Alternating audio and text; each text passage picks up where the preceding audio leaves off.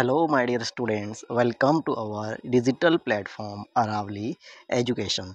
हाँ तो प्यारे विद्यार्थियों, फाइनली आज आज यानी कि 12 मार्च 2025 को राजस्थान बोर्ड कक्षा 12 की जो इंग्लिश कंपलसरी सब्जेक्ट है उसका पेपर फाइनली आज हो गया है और आप देखे भी आ गए होंगे और मुझे उम्मीद है आपका पेपर बहुत ही शानदार गया होगा और आशा करता हूँ कि आगे जितने भी पेपर है आने वाले हैं वो भी बड़े ही शानदार जाएंगे। तो आप बारी है अब आपके इंग्लिश पेपर को चेक करने की, उसकी आंसर की। तो इस वीडियो के अंदर मैं आपको आपकी इंग्लिश सब्जेक्ट का जो तो करते हैं आज के पेपर के सॉल्यूशन की बात। तो आपका ये पेपर था आज का। तो आपके इंग्लिश का जो पेपर हुआ था आज, जो कि सेक्शन वाइज डिवाइडेड था पेपर आपका। जो फर्स्ट सेक्शन था सेक्शन ए, जिसमें फर्स्ट क्वेश्चन था read the following passage carefully and answer the question that follows. यहाँ पे एक पैसेज था और इसके आंसर आपको जो क्वेश्चन नीचे थे उन्हीं के अकॉर्डिंग आपको इसके आंसर करने थे। तो ये आपका पैसेज था। तो मैं पैसेज को पढ़ूंगा नहीं, आपने अच्छे से इसको पढ़ लिया होगा। तो मैं इसके डायरेक्ट सॉल्यूशन पे आपको लेके चलता हूँ। तो यहाँ पे इस पैसेज के अकॉर्डिंग आपका जो फर्स्ट क्वेश्चन पूछा गया था, which was the familiar crunch, ठीक है ना। ये आपको आपके जो आंसर बुक के अंदर ये इसका आंसर लिखना था, ठीक है ना। ये क्या दो लाइन का आपको जो भी है लिखना था, तो यहाँ मैं इसको नहीं बता सकता। सेकंड क्वेश्चन था who jumped out from the bus, बस से जंप कौन कर गया। थर्ड क्वेश्चन था इस पैसेज के अकॉर्डिंग, वो था आपका why did Sunday seem happier to everyone, ठीक है ना। सब लोगों के लिए संडे वो हैप्पियर क्यों लग रहा था। ये सेकंड क्वेश्चन था आपका, third question. Next fourth question था who used to be free on Saturday, Saturday को फ्री कौन हुआ करता था। इस पैसेज के अकॉर्डिंग आपको इसका आंसर है वो लिखना था। नेक्स्ट है question number 5, what did Peter से, पीटर ने क्या कहा। इस पैसेज के अकॉर्डिंग आपको इसका आंसर करना था। नेक्स्ट है आपका क्वेश्चन नंबर 6, अबाउट हुम did the narrator state in this passage. इस पैसेज के अंदर नरेटर है वो किसके बारे में बताते हैं, वो इस बारे में आपको आंसर करना था। नेक्स्ट आपका question number 7, find out the word from the passage which is opposite in meaning to yesterday, यानी कि यस्टरडे के अपोजिट मीनिंग वाला वर्ड आपको यहाँ से ढूंढ निकालना था। तो इसका यस्टरडे का जो सही जो अपोजिट वर्ड था वो था इसके अंदर से, जैसे कि इस पैराग्राफ लास्ट पैराग्राफ में तो इसका था नहीं। नेक्स्ट था आपका नेक्स्ट सेकंड पैराग्राफ के अंदर, तो ये रहा, ठीक है ना, मिल गया। ये नेक्स्ट डे, ठीक है ना, यस्टरडे का होता है नेक्स्ट डे, ये इसका सिमिलर वर्ड था और sorry opposite word. Okay, next चलते हैं अगले क्वेश्चन की ओर। अगला क्वेश्चन था आपका क्वेश्चन नंबर नेक्स्ट है find out the word from the passage which is similar for question number 8 और 9। क्वेश्चन नंबर 9 और 8 सॉरी 8 और 9 के लिए जो सिमिलर वर्ड ढूंढने थे, जो आपका 8 था बनाना, तो बनाना का सिमिलर वर्ड ढूंढना था। और प्राइमरीली, ठीक है ना, प्राइमरीली का। अब दोनों को मैं आंसर बताता हूँ आपको पैसेज में। तो पैसेज में से आपको ढूंढना थे। तो बनाना का तो रहेगा आपका प्लांटीन, ठीक है ना। ये जो प्लांटीन होता है, ये बनाना का था प्लांटीन, ठीक है ना। और दूसरा था आपका क्या था, प्राइमरीली का था आपका, इसी का आंसर यहीं पे कहीं था, देखते हैं इसको। गया गया कहाँ, फर्स्ट पैसेज के अंदर है कि नहीं देख लेते बारे ना। ऑलवेज इट्स नहीं है इसके अंदर, तो मिल नहीं रहा है। चलो इसके अंदर भी नहीं मिल रहा है। इसके अंदर वर्ड मैंने देखा था, पता नहीं कहाँ देखा था मैंने उसको। चलो आप इसको ढूंढ लेना, ठीक है ना। मैं यहाँ पे लिख देता हूँ मेनली, एक्चुअली मेरे दिमाग से निकल गया, पता नहीं कहाँ गया। इसी के अंदर था, ठीक है ना, मेनली। ओके, इसका आंसर इसी के अंदर है, मेनली आप देख लेना, उसको मिल जाएगा आपको अच्छे से। ये रहा, देखो मिल गया। नाम लेते ही हाजिर हो गया, नाम लेते ही शैतान हाजिर, ठीक है ना। ये देखो मिल गया मेनली, तो इसका राइट आंसर था मेनली। नेक्स्ट चलते हैं अगले क्वेश्चन की ओर। तो अगला क्वेश्चन चलते हैं क्वेश्चन नंबर 2। जो क्वेश्चन नंबर 2 था आपका, read the passage carefully and answer the question that follows. यहाँ भी आपका पैसेज था और क्वेश्चन के आंसर करने थे। तो ये पैसेज मैं पढ़ूंगा नहीं, मैं इसके क्वेश्चन आंसर पे जरा लिख चलता हूँ आपको। आपने पैसेज बहुत ही अच्छे से पढ़ लिया होगा। तो इस पैसेज के अकॉर्डिंग आपके ये क्वेश्चन थे। तो यहाँ पे क्वेश्चन बताने वाले जैसा है नहीं। Which is one of the greatest resource of mankind, what thing is like a guest in house. Question number था how is good to mark the favourite passage and what is the best mineral decoration and how many books were in the narrator's room and how should a borrowed book be treated. इसका full solution है वो बाद में मैं upload कर दूंगा, आप उसको एक बार जरूर देखिएगा।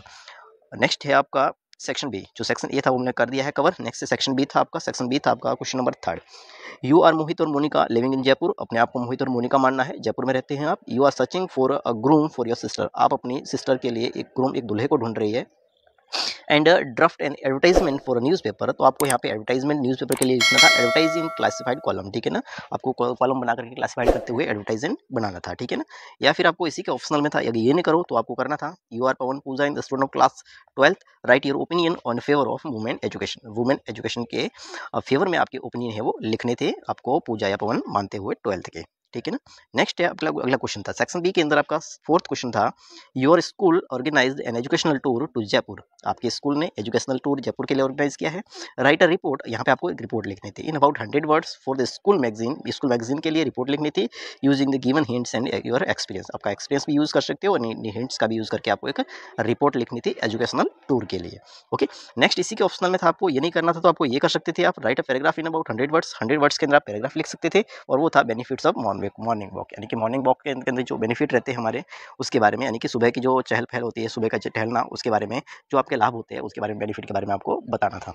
नेक्स्ट आपका क्वेश्चन नंबर 5 सेक्शन बी में ही था, write a letter to the editor of a local daily newspaper. एक लोकल डेली न्यूज़पेपर के एडिटर को लेटर लिखना था to draw the attention of authorities about the street light के स्थिति को देख करके, कंडीशन को देख करके, that are not working condition, जिनकी जो स्ट्रीट लाइट है वो वर्किंग कंडीशन में नहीं है, इस स्थिति को लेकर के जो अथॉरिटीज़ है उनका ध्यान आकर्षित करने के लिए आपको यहाँ पर लिखना था लेटर गणेश नगर जयपुर लोकेलिटी के हिसाब से। नेक्स्ट आपका इसी का ऑप्शनल में आपको लिखना था, you have read an advertisement in Dainik Bhaskar. आपने दैनिक भास्कर के अंदर एक एडवर्टाइजमेंट पढ़ा है about the post of manager in Bal Vikas समिति जयपुर। बाल विकास समिति जयपुर की के अंदर पोस्ट के लिए राइट ए जॉब एप्लीकेशन, यहाँ पे आपको एक जॉब एप्लीकेशन लिखनी थी for this post necessary of बाल विकास समिति Jaipur and attach your CV। आपका CVB के अंदर अटैच करने वाले हो ऐसा बताते हुए आपको एक जॉब एप्लीकेशन इसमें आपको लिखना था। नेक्स्ट आपका सेक्शन सी, जो आपका नेक्स्ट सेक्शन सी रहा वो रहा था आपका सेक्शन सी। देखते हैं, join the following sentence using the words given in the bracket, यानी कि जो ब्रैकेट में वर्ड है उसका यूज करते हुए आपको सेंटेंस ज्वाइन करने थे। तो यहाँ पे I have found the pen और फर्स्ट सेकंड सेंटेंस आपका आई लॉस्ट द पेन, ये सेंटेंस नंबर 1 है, ये सेंटेंस नंबर 2 है। इन दोनों को आपको ज्वाइन करना था विच वर्ड से। ये विच क्या होता है, ये रिलेटिव प्रोनाउन होता है जो कि नॉन लिविंग थिंग के लिए यूज होता है। तो इसका आपको राइट आंसर था आपका I have found, FOUND, found the pen. ठीक है, उसके बाद में यहाँ पे आपको लिखना था विच आई लॉस्ट। आई हमेशा कैपिटल लिखा जाएगा, ठीक है ना। तो इसका answer I have found the pen which I lost, ये इसका राइट आंसर था, एकदम करेक्ट आंसर, जो कि आपके 2 मार्क्स का था। इजीली 2 मार्क्स आ सकते हैं आपके अगर ये लिखा है तो। और कमेंट सेक्शन में मुझे जरूर बताइए कि आपने क्या लिख के आए हो आप। नेक्स्ट है क्वेश्चन नंबर 7। क्वेश्चन नंबर 7 था आपका, कंबाइन सेंटेंस और set of sentence into one sentence is directed. ठीक है ना, आपको जो सेंटेंस लिखे हुए हैं उनको कंबाइन करना था, जिस तरह से आपको डायरेक्ट किया गया है। जैसे कि फर्स्ट सेंटेंस है आपका नाइट केम ऑन, ये फर्स्ट सेंटेंस है। दूसरा है द रूम ग्रू डार्क, ये सेकंड सेंटेंस है। इन दोनों को आपको कंपाउंड सेंटेंस के अंदर जोड़ना था, ठीक है ना। तो इसका जो राइट आंसर था वो था, मैं यहाँ पर जोड़ के बता देता हूँ आपको।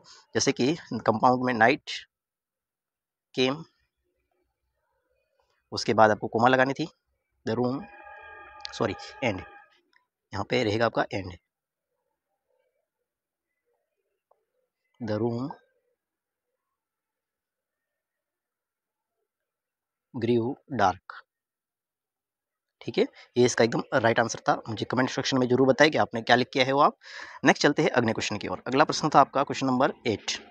जो क्वेश्चन नंबर 8 रहा था वो था आपका fill in the blanks by choosing correct phrasal verb, यानी कि करेक्ट फ्रेजल वर्ब को यहाँ पे आपको फ्रेजल वर्ब भरनी थी इन द गिवन ब्रैकेट। जो ब्रैकेट में फ्रेजल वर्ब दी है उनको यूज करके आपको फिल इन द ब्लैंक्स करने थे। तो फर्स्ट था आपका द ब्रगलर्स द हाउस, तो आएगा ब्रोक डाउन, नहीं आएगा ब्रोक इनटू, ठीक है ना, यानी कि फर्स्ट के अंदर आपका ब्रोक इनटू था, ठीक है ना, क्योंकि घुस गया। ब्रोक डाउन का मतलब तोड़ देना वो नहीं था, यहाँ पे ब्रोक इनटू इसका मतलब है कि घर के अंदर घुस गया, ठीक है ना, ब्रगलर चोर घर के अंदर घुस गया। नेक्स्ट आपका ही अर्ली इन द मॉर्निंग, यहाँ पे आ जाएगा गेट्स अप, यानी कि उठ जाता है सुबह जल्दी, यानी कि गेट्स अप इसके अंदर राइट आंसर था। नेक्स्ट थर्ड था आपका ही blanks is departure for a week, तो यहाँ पे पुट ऑन का मतलब पहनना होता है, पुट ऑफ का मतलब होता है स्टार्टेड, ठीक है ना, तो यहाँ पे आ जाएगा आपका पुट ऑफ, ठीक है ना। इसके अंदर आ जाएगा आपका गेट्स अप और यहाँ पे आ जाएगा आपका ब्रोक इनटू। इन तीनों के आंसर है, मेरे को कमेंट सेक्शन में जरूर बताएं कि आपने क्या भर के आए हो आप। जो सिंसियरली बड़ी ऑनेस्टी के साथ में आपको बताना है कि आप क्या भर के आए हो, ठीक है ना। ऐसा नहीं कि तुक्का मार दिया, वो ऐसा नहीं चलेगा। आपको जो आप भर के आए हो वही बड़ी ईमानदारी के साथ में आपको लिखना है। नेक्स्ट है आपका क्वेश्चन नंबर 9। जो क्वेश्चन नंबर 9 था, fill in the blanks by choosing the correct conjunction given the bracket, यहाँ पे आपको करेक्ट कंजंक्शन चूज करके भरना था। तो फर्स्ट है बर्ड्स फ्लाई फिश, दो अलग सेंटेंस है, तो यहाँ पे जुड़ जाएगा आपका एंड, यानी कि बर्ड्स फ्लाई करती है और फिश स्विम करती है, सीधी सी बात है, एंड से जुड़ना था आपको, ठीक है ना। थर्ड सेकंड क्वेश्चन था, he was sleeping blanks I was reading a book, ठीक है ना, तो यहाँ पे आ जाएगा एज, ठीक है ना, he was sleeping as I was reading a book. Next है आपका थर्ड क्वेश्चन, थर्ड है आपका Raju is blanks an intelligent boy blanks a good player, तो यहाँ पे आ जाएगा आपका not only but also, Raju is not only, यहाँ पे लगेगा नॉट ओनली और यहाँ जाएगा आपका बट ऑल्सो, तो बन जाएगा आपका Raju is not only an intelligent boy but also a good player. Okay, तो इन तीनों के आंसर भी आपको नीचे कमेंट सेक्शन में मुझे बताने हैं, जो आप भर के आए हो वो बड़ी सिंसियरिटी के साथ में, ठीक है ना। नेक्स्ट आपका question number sorry section D, जो सेक्शन डी था आपका, सेक्शन डी का जो फर्स्ट क्वेश्चन था, जिसमें 10 नंबर का क्वेश्चन था कि read the passage and answer the question that follows. यहाँ पे आपका पैसेज था गांधी जी वाला, तो आई होप आपने इसको पढ़ भी लिया होगा, तो मैं इसको पढ़ूंगा नहीं, मैं डायरेक्ट इसके सॉल्यूशन पे आपको लेके चलता हूँ।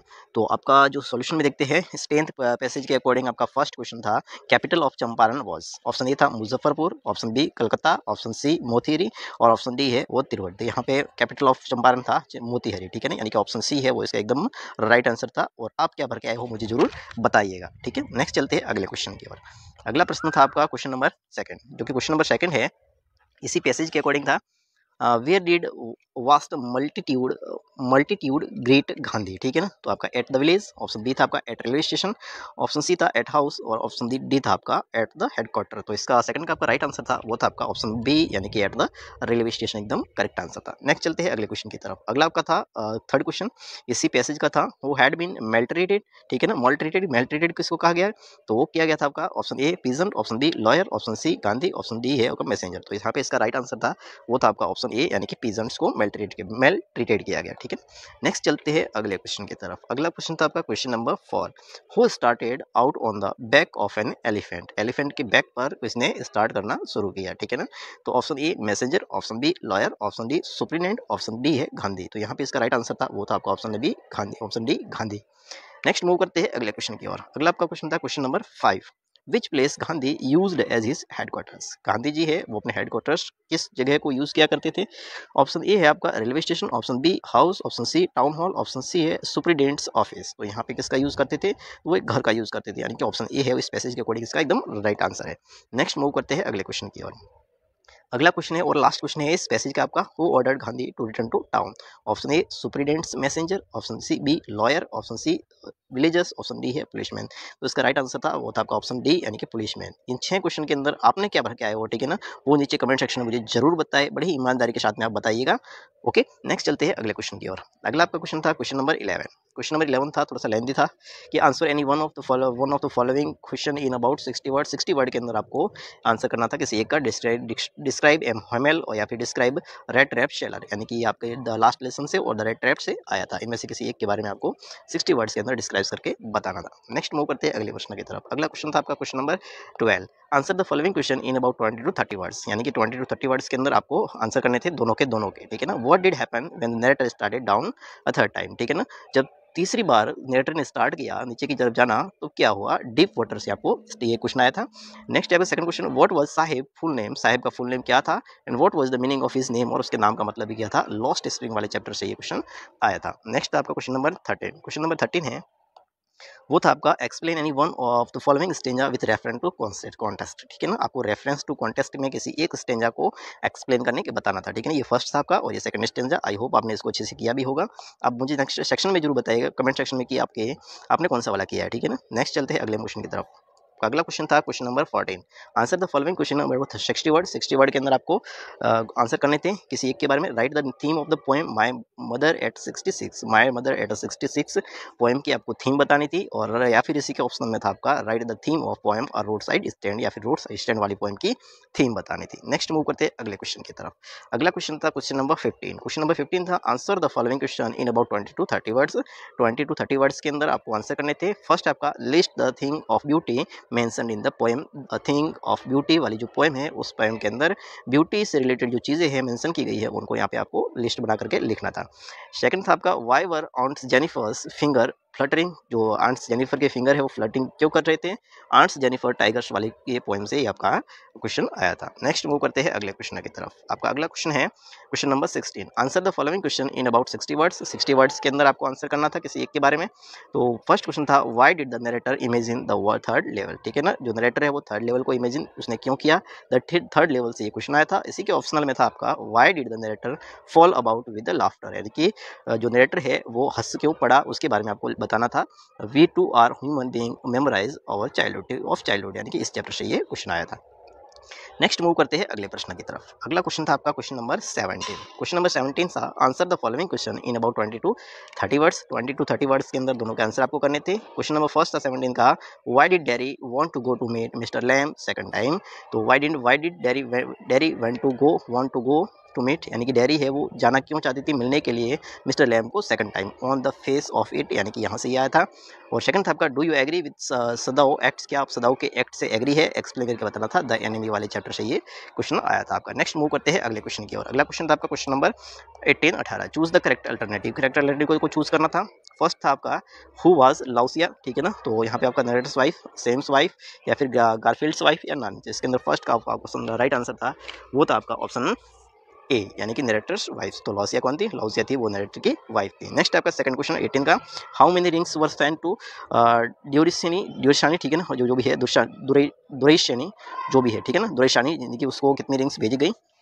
तो यहाँ पे इसका राइट आंसर था वो था आपका ऑप्शन नंबर बी, ठीक है। नेक्स्ट मूव करते हैं अगले क्वेश्चन की तरफ। अगला क्वेश्चन था आपका question number 3, for how many years Gondwana thrived, ठीक है ना, गोंडवाना को कितने साल तक उसको थ्राइव किया गया था, ठीक है ना, उस पर कितने साल तक शासन किया गया था, इसके बारे में आपको बताना था।